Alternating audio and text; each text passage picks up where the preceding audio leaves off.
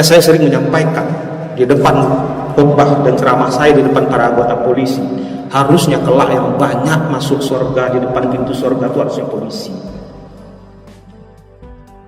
Saya pernah dibantah oleh seorang ustaz, kenapa polisi? Saya bilang, harusnya polisi, yang paling barisan di depan pintu surga harusnya polisi. Mari kita buka ayatnya. Kuntum khairum ummatin ukhrijat linnas. Kalian adalah umat terbaik yang dilahirkan untuk manusia. Ta'muruna bil ma'ruf wa tanhauna 'anil munkar. Menyampaikan yang ma'ruf dan mencegah yang munkar. Wa tu'minu billah, dan beriman kepada Allah. Itu payung hukumnya polisi. Tidak ada tugas polisi satupun yang tidak bernilai ibadah ketika dia menjalankan untuk mendapatkan ridho Allah. Mari kita lihat, menyeberangkan orang di jalan, ibadah nggak? Membantu orang kecelakaan di jalan, ibadah tidak? Membantu mengurus surat-surat orang yang hilang KTP-nya, ibadah tidak? Membantu mengurus orang untuk kenaikan pangkat, cuti dan segala macam, ibadah. Asalkan diawali dengan niat mendapatkan ridho Allah. Karena kita bisa dengan tangan kita, bisa dengan mulut kita, bisa dengan kewenangan kita, bisa dengan alat pemaksa kita. Kalau ulama, ustadz hanya bisa bicara di atas panggung, dia tidak bisa action di lapangan. Tapi sebaliknya, jika kita punya niat lain di balik itu, mungkin juga kita pun berada di depan pintu nerakanya Allah. Jadi saya menyampaikan ini karena ini memang realitas yang harus kita hidup. Makanya hijrah adalah salah satu jawabannya. Konsep ini saya usung dan buku saya sudah terbit. Kenapa kita harus berhijrah? Allazina amanu wa hajaru wa jahadu fi sabilillah. Orang beriman yang berhijrah dan berjihad di jalan Allah, ya amwalihim wa anfusihim a'zamu daraja indallah. Lebih tinggi derajatnya di sisi Allah. Wa ulaika humul faizun, itulah orang-orang yang beruntung. Jadi kita sebenarnya harus menjadi orang yang beruntung. Jihad tidak berarti dalam konteks memerangi orang lain, bukan. Kita bekerja dengan baik, mendapatkan penghasilan untuk makan anak dan istri di rumah adalah sebuah proses jihad.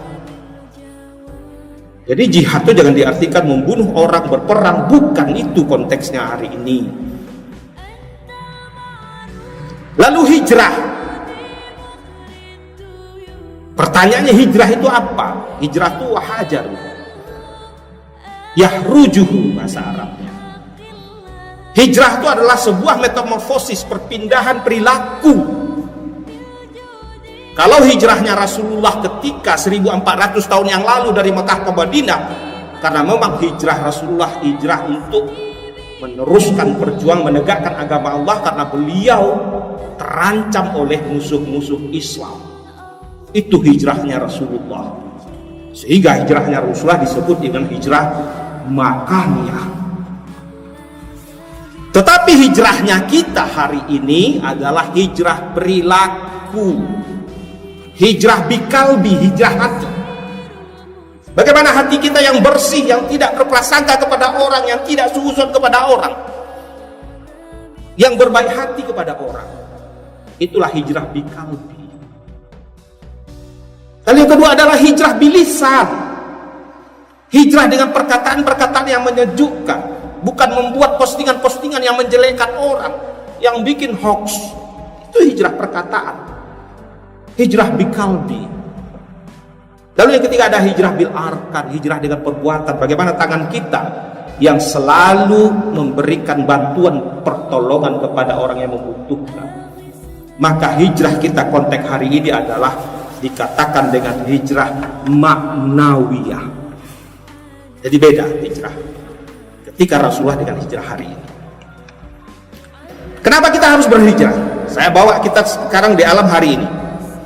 Hari ini kita dihadapkan dengan era 4.0. Tahu 4.0? 4.0. Tahu nggak polisi 4.0? Nggak tahu. Padahal Jepang itu adalah 5.0. Orang HP itu udah bisa pakai chip di sini. Orang beli barang itu udah bisa langsung tekan dari sini datang.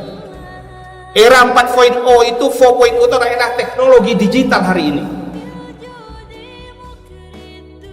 Orang sudah bermain artificial intelligence, orang sudah bermain dengan big data, orang sudah bertransaksi hanya lewat udara. Dan era VUCA, tolong dibaca ini, nanti dibuka di Google. VUCA, apa itu VUCA? VUCA yang pertama, V itu adalah volatility, situasi yang segera berubah. Saya harus cepat-cepat. U itu apa? Uncertainty, sesuatu yang tidak pasti.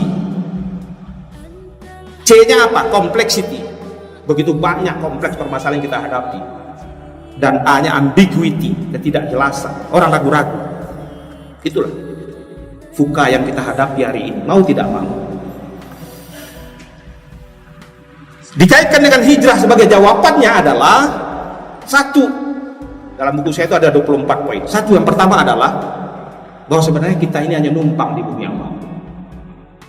Kita numpang lewat untuk pulang ke kampung asal kita. Karena semua yang ada di langit di bumi itu adalah milik Allah. Buktinya mana? Lillahi ma fis samawati wa ma fil ardh. Allah pemilik segala yang di langit, Allah pemilik segala yang di bumi beserta isinya. Maka jangan pernah sombong dengan Allah. Yang kedua, semua kita akan mati menghadap kepada Allah. Kullu nafsin za'iqatul maut. Semua yang bernyawa pasti akan aku matikan, kata Allah. Tarikan nafas kita hari ini, langkah kita hari ini adalah tarikan nafas dan langkah menuju kepada kematian. Sadar atau tidak sadar kita langkah dan tarikan nafas menuju kematian. Dan kita hanya menunggu giliran kapan akan terpanggil. Semua sudah punya tiket untuk itu.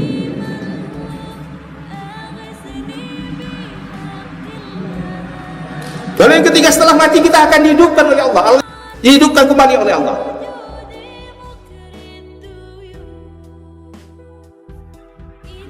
Akan dihidupkan dan diminta pertanggungjawaban oleh Allah.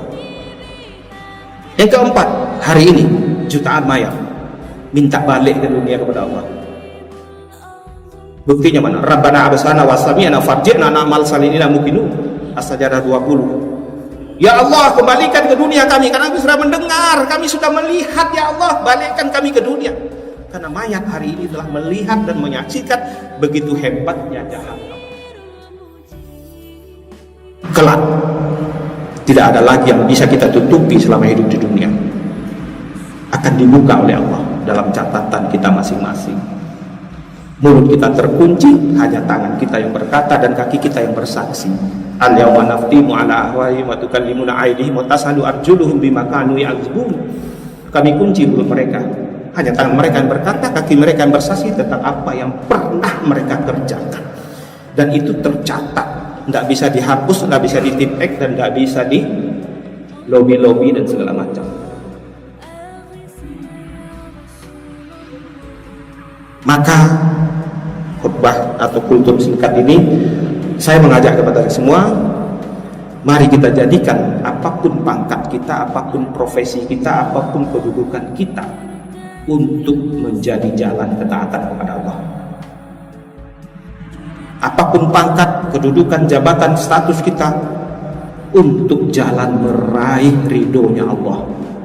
Apapun pangkat, jabatan, kedudukan kita hari ini adalah untuk meraih kunci jannahnya Allah. Karena itulah pencapaian tertinggi kita hidup di dunia adalah untuk mendapatkan jannahnya Allah. Mudah-mudahan ke depan kita akan lebih baik. Apa kata Buya Hamka mengatakan, kalau duit sekedar duit, babi di hutan juga duit. Kalau bakar rajo sekedar bakar rajo, kapau di sawah juga bakar rajo. Maka persiapkanlah diri kita, jangan pernah kita pulang dengan hampa ke kampung asal kita. Kalau pepatah orang Minang mengatakan, Ilia barago mudik basanggan dikecek galiala barabo kiro pokok nanta makan bangkrut. Kul hal nabiukum bil ahsarina amalan. Apakah mau kalian beritahu orang yang merugi amalannya? Allazina dalla sa'yuhum fil hayatid dunya wa hum yahsabun annahum yusinun sunnah. Mereka adalah orang-orang yang mengira telah berbuat sebaik-baiknya, padahal tidak. Bangkrut, rugi. Terima kasih, saya mohon maaf kalau ada kekurangan. Mudah-mudahan semua kita kelak akan berkumpul di surganya Allah. Karena masuk surga itu nggak bisa sendiri-sendiri. Masuk surga itu sama-sama. Nggak bisa seorang-seorang. banyak-banyak. Makanya bertemanlah kita dengan teman-teman yang selalu mengingatkan kita kepada jalan ketaatan kepada Allah. Ini saja dari saya. Terima kasih. Mohon maaf bila taufik wal hidayah. Assalamualaikum warahmatullahi wabarakatuh.